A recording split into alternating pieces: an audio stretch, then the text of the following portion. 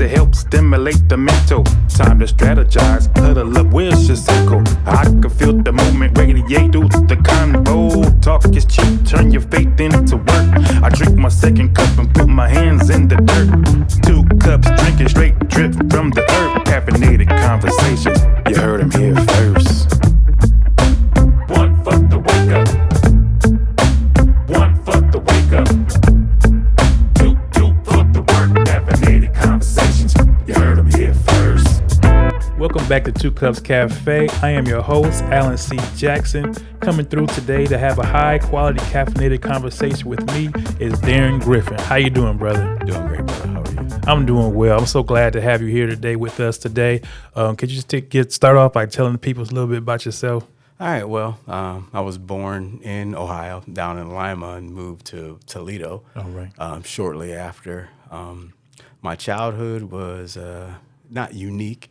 I went through domestic abuse, physical abuse. I was kind of ostracized, as a kid. Okay. Abused by my biological mother, bullied at school. And that's really how things, started out as a, elementary school. And I think that's one of the reasons why I really was intrigued by having you as a guest, because as you know, I work with young men that, grow up in the system or for various reasons, they spend some time with me, and just hearing your story, how you began, but just learning how you overcame and really even springboarded that into a different life, a unique life, is what we could talk a little bit more about your upbringing, and then what was the transition between that into then what the career you got into. Unbeknownst to me, God was preparing me. Okay. I can say that now because hindsight being 2020. Right. All the beatings, and you created resiliency in me and prepared me for the military. Back in the 80s is when I went through high school. Wasn't good. I tried to play sports, lost the game at Woodward. I was hated and all that. Yeah. And then crack had hit our communities. Right. And I had the discernment, and was given the discernment, hey, I'm either going to be dead, in jail, or on drugs if I stay in the community. Okay. Because that had, hit our communities. So my escape or my outlet was the military. Did somebody introduce you to that thought, or you just kind of like saw a Be All You Could Be ad on TV, just called a recruiter? How'd that happen? It was actually crazy. I was sitting at home, football season was over, and I was watching the Green Berets on TV. I was like, oh man, I wouldn't mind doing that. And the phone rings. So you said the Green Berets. Yeah, with John Wayne, the movie. So okay. All right. Yeah, it looks pretty cool. Yeah. And a recruiter calls. And I'm like, didn't think about it then. One of the first things I asked him, hey, can I do that?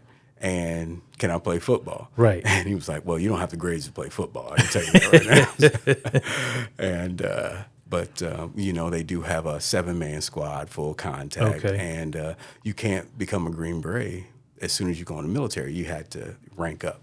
So your initial thought was, I'm gonna be a Green Beret. Yes, when I see. So you went all the way to the top, right? Yeah, I didn't know what it is, but I know it was the best of the best, right? And me having the resiliency and going through all I did. I just wanted to, I wanted to stand out. I no longer wanted to be that abused, bully kid that grew up. I want to get out there on my own and control my own destiny. For sure, for sure. So definitely. So you enlisted, and then how did the first part of your military experience go leading up to your Green Beret? So my first unit was a military intelligence unit. Learned a lot of cool things, did a lot of cool stuff. And I would end up going to Korea. Okay. Because you can make rank faster. You had to be an E4 before you even tried out for Special Forces at the time.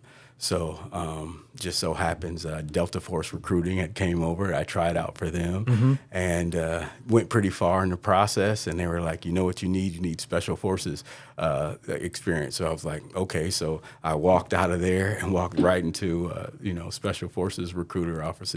And they were like, okay, we'll send you to the next selection. Over 1,000 people showed up and less than 400 ended up making the going on to the training. Wow. Yeah, wow. It was pretty cool. And even less than that, there was less than 100 that actually put on the beret and was awarded the tab after that. So what year was that? Back in 1989, 90. So 89, 90, you became a Green Beret. Yes. Like, how were there many men of color that went through that process with you? Absolutely not. We can count them on one hand. But of course, when relatability and we can see other brothers in there. I chose the Middle East because I didn't like the cold. Love Ohio, but when I left, I was like, snow is something you should visit, not live in. Right. No, so I want to go the opposite way. So I picked the Middle East, started Middle Eastern studies, learned a couple of the languages, and was just adopted by the brothers. And I was like, you know what? I used to swim in the Maumee River and go to the boys club and swim.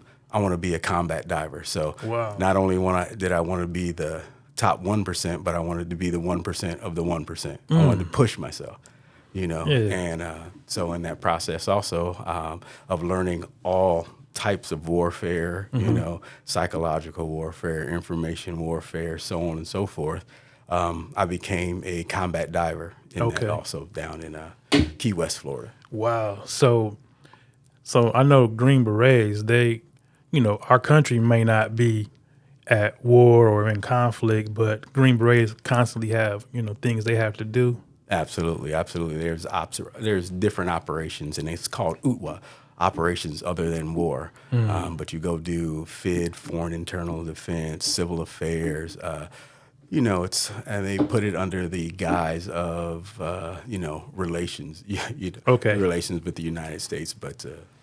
So you learned a couple of different languages, you said? Yes. So rudimentary Farsi, Arabic, Dari, and Hangul, which is Korean. So. Oh man, that's awesome. I'm doing a little Duolingo myself with the little app, but trying to learn Spanish. So that's been. But you had to get immersed in that quickly, though, right? Yeah. And that's exactly how they do it. They throw you in it, and that's the best way of learning, just by throwing yourself into it and speaking with the locals, and you'll learn it, pretty fast. So I don't know how much you can go into, but what was your area of specialty of operations once you were, deployed over there, or how you call it, your different operations? Right. Well, my actual job when I first started out was communications. Okay. And then you kind of transition into what's called a operations and intelligence, NCO. And then that opens up all kinds of other doors. A lot of special access programs, a lot of things you can do, of course, is, classified. Right, for sure. But, the U.S., we have the best military in the world, the best toys and all that, despite anything you hear, because we go against other special forces and other, and so I, can say those things. But definitely some great operations like Desert Storm, for example. We were attached to certain units, while there when the U.S. Coalition began and taking back Kuwait. And one of the things that stand out is so we're going up against the Quds Force and the Republican Guard, Iraqi Republican Guard. Okay. And the Adan goes off and everybody stops. And I was like, hey, what's going on? They're right there. They're gonna shoot. Why aren't you shooting them? And they stopped the prey. And this probably began, I knew of God. Okay. But this is when I really hey, what is this going on? You know, what is this? So they religion? stopped fighting They stopped fighting to pray. Both sides. That's interesting. Yeah, and even one of the guys, he was like, "No, we don't do that during here." And I was like, "Yeah." So, of course, me growing up a why kid, started asking the questions why. Yeah, for sure. Oh man, that's awesome. So, as going through that process and everything, like traveling all around the world, like what brought you back to Ohio? I can only say God's calling. Okay. Because I didn't want to come back. You know, there wasn't a lot of good memories here in Toledo. Of course, bullied and abused and all that. I ended up getting injured in an airborne operation. Okay. You know, real time scenario. Can't call timeout. Right. So I'm like, man, gotta come back. You know, I didn't have, being in the military, you don't have a lot of deep roots anywhere else. I still had roots here in Toledo. So I came back, and my godfather, which is my best friend's dad, he was like, well, you got all the experience. Why don't you just open up your own security company? Okay. So I did right before 9/11. And got on the radar of some of the alphabet agencies, you know, running around. Okay. They FOIA'd my records and all those things. And when I came back, it was what I feared. That, you know, drugs was just rampant you know, in our neighborhoods and everything too. Some of the guys that I knew and grew up with, they end up being drug dealers. Okay. I didn't leave the military with a good taste in my mouth. Okay. Because I spent 14 years in the military. Yeah. And at the end of it, because of my injury, all they gave me was a $10 plaque. You know, no awards, did some cool stuff, you know, we're in combat, you know, and all those other good things. Was only the, you know, fourth black combat diver in history. So, you know, all those things. And you said after 14 years, it gave you a plaque. Plaque. Yeah. Thanks for playing. You know, and that was about it. So, so I didn't have a good, you know, when I left again, it just wasn't a good taste in my mouth. So, but the Alphabet Gang kind of grabbed my records and everything, and I had a skill set that was not. We're kind of on the cusp of some things, you know. Then, and so they approached me to do some things, and I was like, "Nah, I'm done with you guys. You guys, I already know what you're doing. I already know what is going on. Yeah, I already know. I mean, what are you talking about? Right? You're like." You guys have nobody with my experience. I'm looking at you. You know, you're still wet behind the ears. You don't know what you're talking about. I'm combat tested, don't you know? Kind of thing. You know, kind of still full of myself, not really following God and all that. And so 9/11 hits, and I'm like, man, me being a subject matter expert in the Middle East, knowing what's going on in the government and everything, I'm like, oh wow, man, what am I going to do? Okay. And I know I went into the bathroom and looked in the mirror, and I was like, okay, God, I know you exist. I know I'm not it. What would you have me do? Kind of a thing. Okay. And so, man, just like I got that phone call from recruiting, you know, the phone rings. Some folks in the government, they're like, hey, we want you to try to do something. Okay. And I was like, okay, because I wanted to keep my eye on the government too. You know, everybody has their suspicions of the government, and we can see what's happening in the news and so on and so forth. Well, I did too. You know, and I was like, well, you know, if something's going to happen, if something's bad going to happen, I want to be there to be able to influence it not to happen. Yes. You know, because an act of terrorism doesn't discriminate. I had friends and family that, you know, are here, and things like bombs, they don't discriminate. Right. So I was like, not on my watch. You know, somehow I got patriotic, but it really wasn't patriotic because, again, it was like I became a sheepdog. Okay. And protect the ones that I love, you know, from being, you know, I don't like bullies, obviously, because I was bullied. I was like, well, now I'm the best of the best, you know, bring it. But you're not going to do this in my town.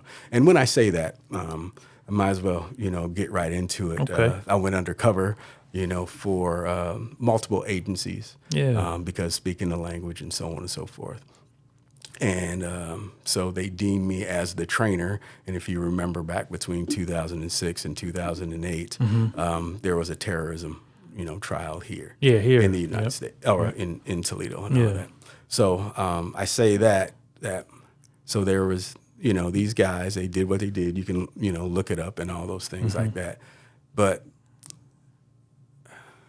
and I want to be careful here because there's still the rest of the story needs to be told, because that was another reason why I got pushed back here. You asked me why come back, kind of a thing.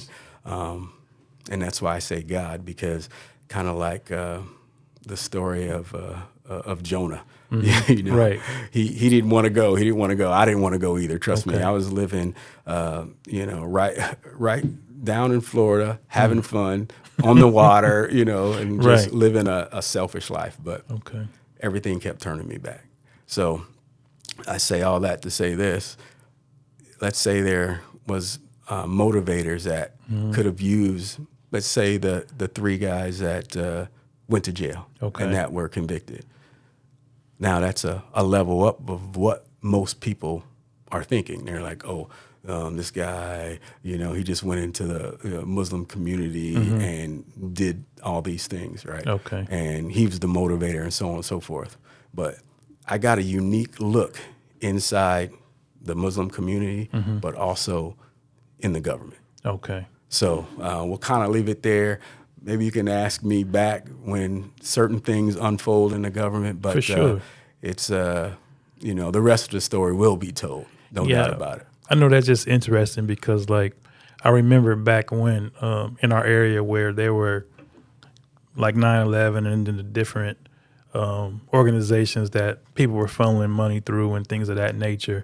And we hear about it like on the news, or it's just like on a peripheral, or even like conflicts that go on like that are even going on today, like in the different countries. We hear about it, but to be in it, I know it has to be a different, the seriousness of combat, the seriousness of different organizations. So it's like, I don't think that the average person really feels that pressure or that concern, like somebody that has intricate knowledge of what's going on. Absolutely. Being, a subject matter expert in, again, these warfares, different intel warfares, information warfare, psychological warfare, all this, unconventional tactics.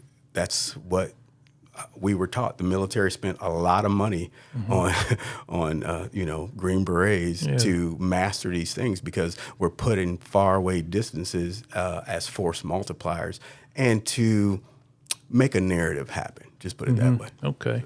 So is it difficult for you now, like when you're just going on with your everyday life, is it difficult when you see certain things or hear certain messages? I remember when I was a kid, we watched Rambo, and his thing was always they drew first blood, but he was like a drifter. He had seen and been a part of so much where it just didn't seem like he fit in. Like, how was that for you just, becoming a civilian? Well, it's kind of the same way. And Rambo, the reason why he was a loner, because of the government turning, his back on him. Okay. And that's kind of the same thing with me after, we finished doing what happened in the 2000s.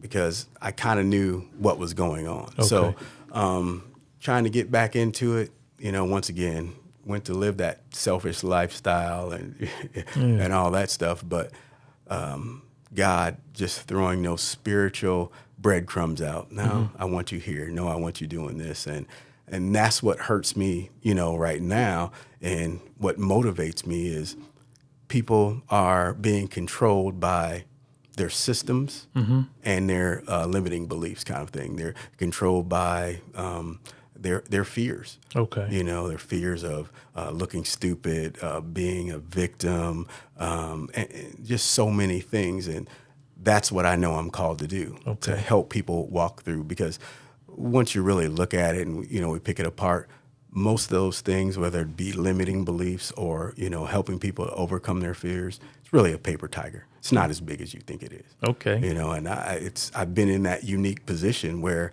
I can literally walk people through, hey, so this is the system that you said that's binding you. Mm-hmm. Well, let's take a look at that and let's pick it apart.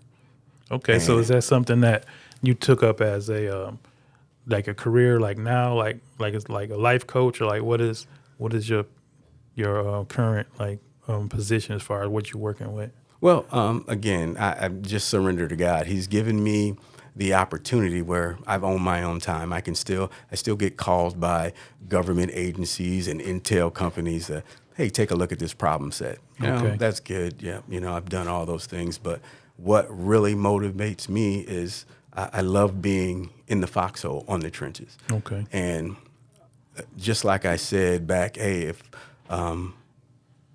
if people are, if something's going to happen, mm-hmm. then I definitely want to help people through it, and not on my watch, kind of a thing. Yeah. So you can call me a life coach, you know whatever. Okay. It's more about what God calls me to do and how He's going to use me, because mm-hmm. all these unique things, and I mean, there's plenty more that we can talk about as far as the things that I've been through and what God prepared me for. But yes. I was the dumb kid that went to Woodward and got let out of Woodward. Okay. And then for all this stuff to happen, being the first in the U.S. history and the third this and all that, that's not me. Right. That's not, I can't, there's no way I could plan that. That's all God. Definitely. So I call it His story, and He's just allowing me to live it. So when you surrender, now it's just time for the service. So that's what it is. So maybe somebody hearing this, because mm-hmm. you're doing amazing work by the guests that you're having on here. I appreciate that. And I just offer it up to, my services to anyone. For sure. So like a lot of people know me as 2 cups. It's one for the wake, one for the work. So the first cup is just about what's waking you up in the morning. What are you looking forward to? I know you alluded a little bit, but what really gets your motor going?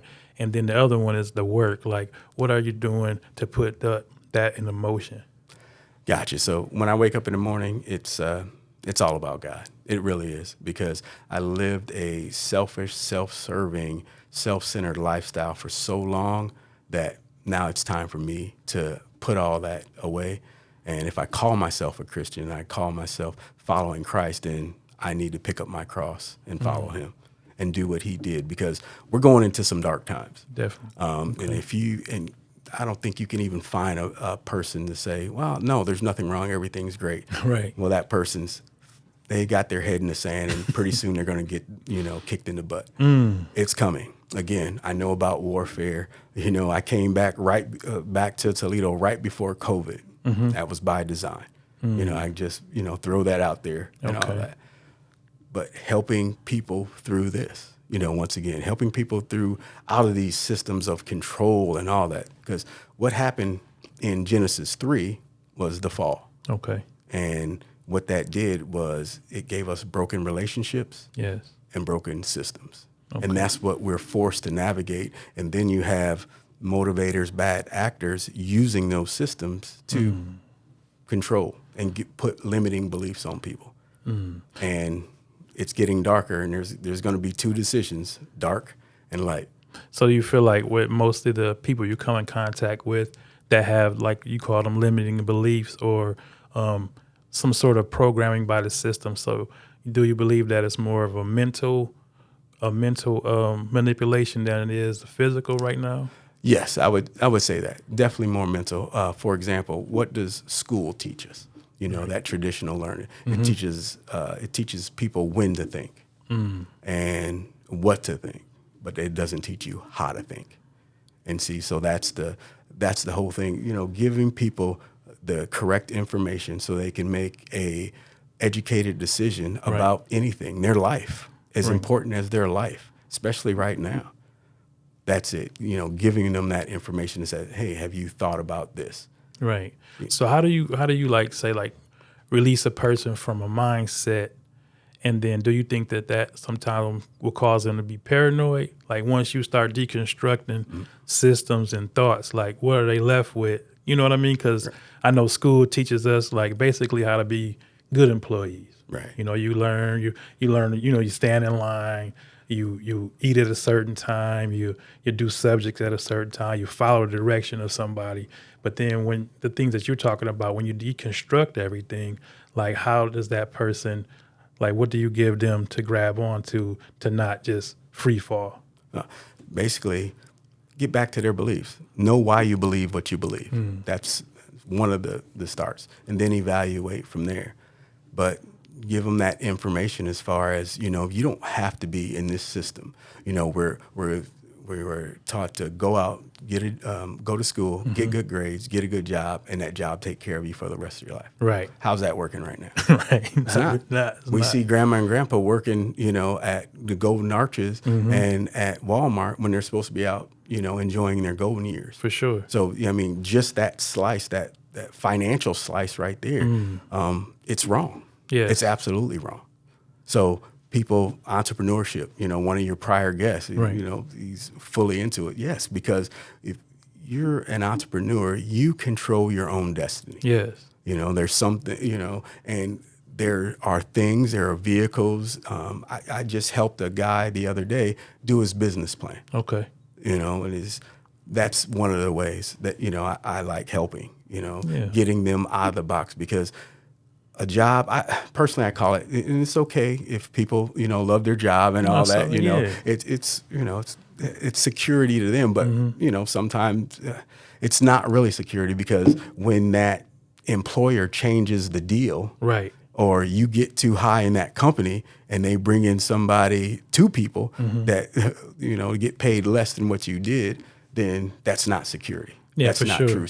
That's not true. No, I know exactly what you're talking about. Like when I graduated high school, I tell everybody all the time, this may be a little redundant, but for the young people that listen to me that I work with, the smartest thing I ever did was graduate high school. And then after I graduated high school, I didn't have a plan, so I went to work at a factory. But the factories, like here in the Midwest, they pay a real good living wage. So at 18 years old, you know, I was making grown man money. But what happened was with me was not having the financial information, not having the upbringing to, you know about how to manage my life. I began to accumulate debt. I began to, you know, make a lot of bills. So now I'm at the mercy of, you know, these hours. Now I'm working overtime. Now overtime is good. I'm building my life on overtime. But then now guess what? Now constantly in the news, they're talking about layoffs. They're talking about sales and performances of the company. And then we were brought up to think that 30 and out, you know, was the golden way.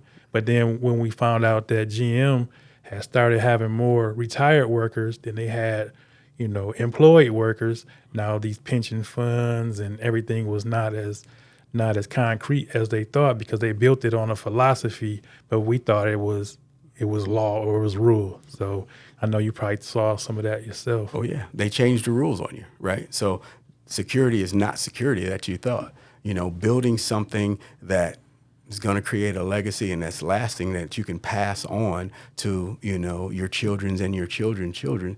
That's really entrepreneurship. You know, whether it be in a traditional business, non-traditional business. See, we're in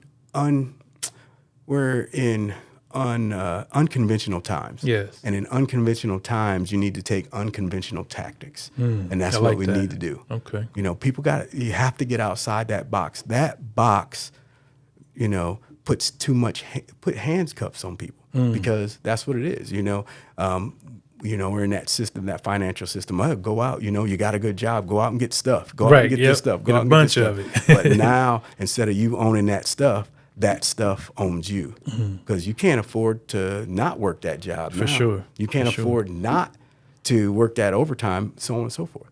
Yeah, definitely. You know, so, but that's the narrative that society puts on us. Oh, you know, go out, get stuff. Go out and get stuff. Don't worry about it. You know, and that's one of those systems that people, you have to take a look at, and what's controlling you, what's holding you back. Yes. People have to just go look in that mirror and evaluate and assess, where am I at? Where do I want to be? Definitely. And then start seeking those answers, because they're there. And as this darkness is coming more and more, the light is coming even more. So as you traveled around the world, did you see like in other cultures or other places that were they taught different about working for themselves or being entrepreneurs? Like, or did they attach themselves like we do, like just to a career or a job and just try to hold on to it? There's no place like the U.S. that holds on to jobs. I can tell you like that. Now, if you go over to the Middle East, it's about ownership, no doubt about it.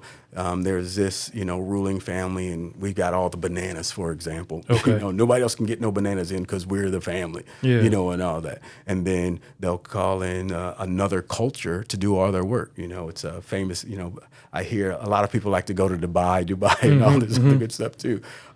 Well, look who's building Dubai.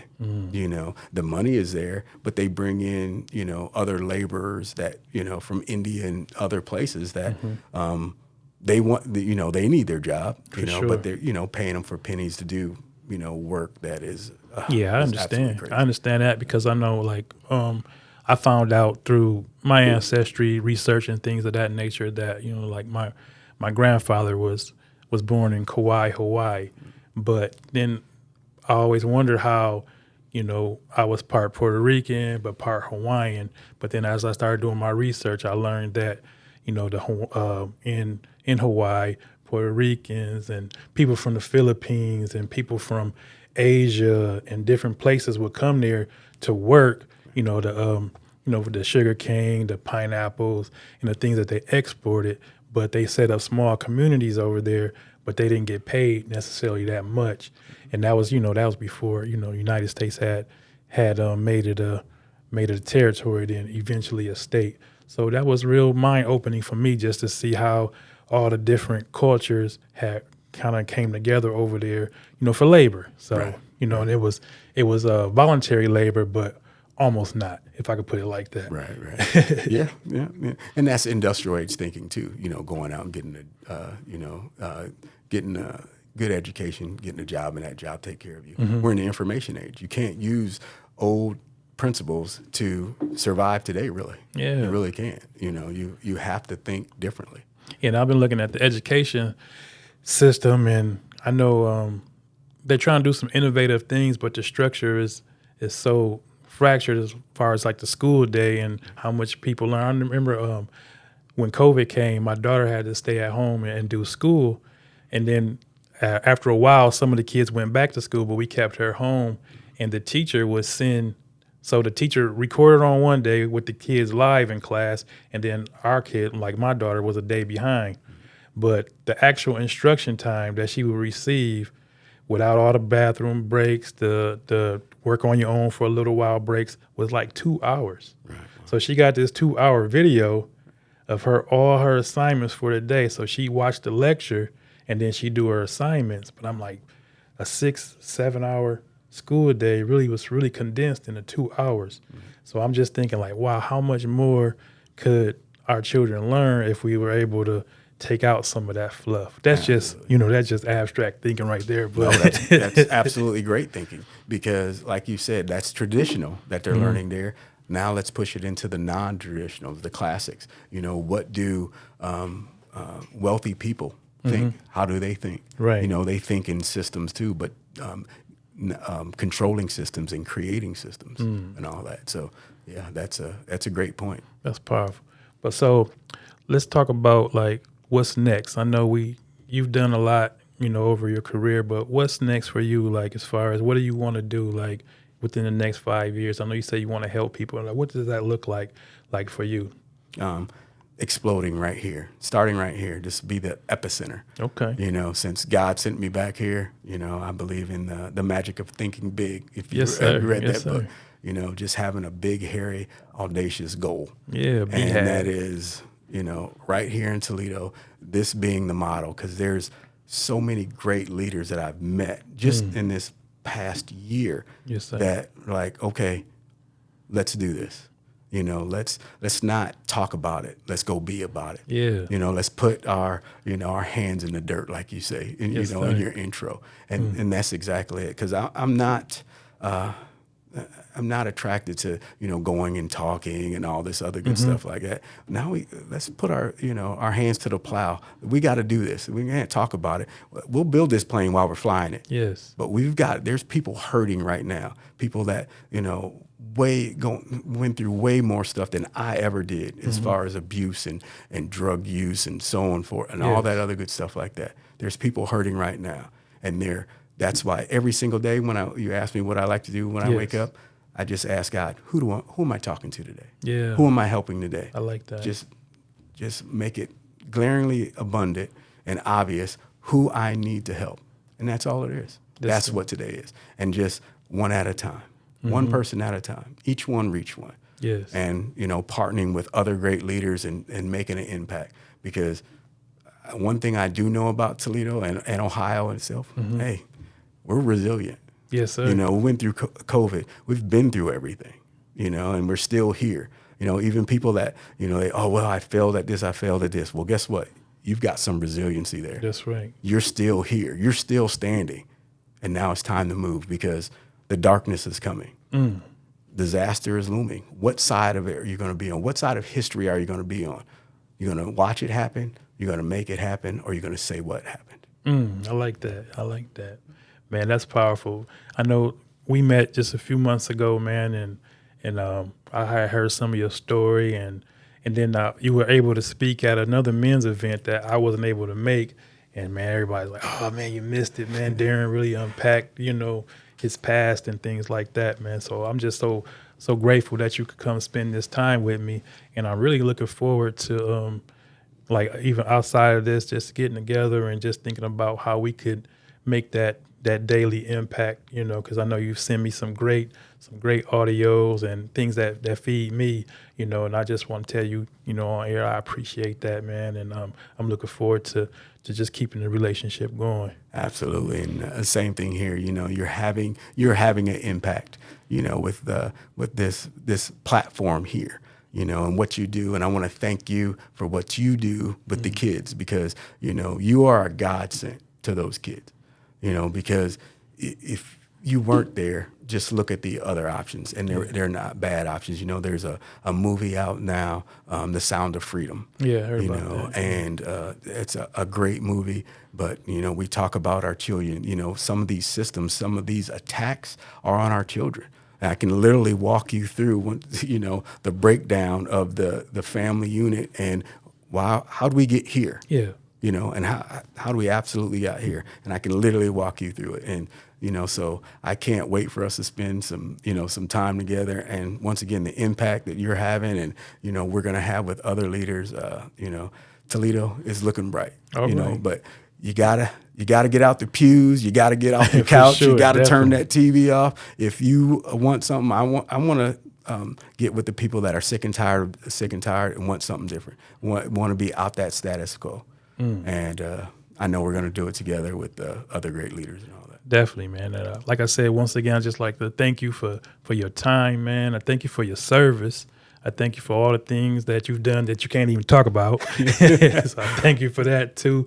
And, man, if you just enjoy our time together, talking with Brother Darren here, just make sure you like, subscribe, just add us to your playlist. I'm going to put his information in our tagline so you can see how you can see what he's up to and what he's doing. And this is just Alan C. Jackson once again for 2 Cups Café. Just, man, y'all be blessed. See you soon. 2 Cups.